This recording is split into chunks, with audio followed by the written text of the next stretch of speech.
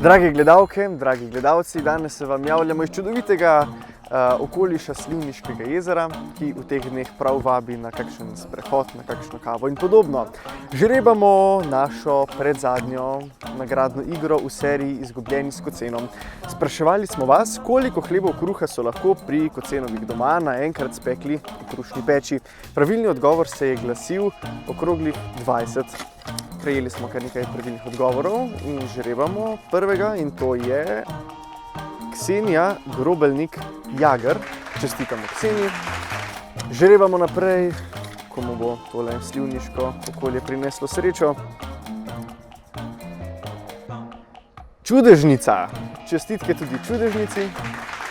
In še enega ali eno bomo izžrebali za čudovito nagrado, ki je tokrat ovitek za potni list z podobo Blaža Kocena.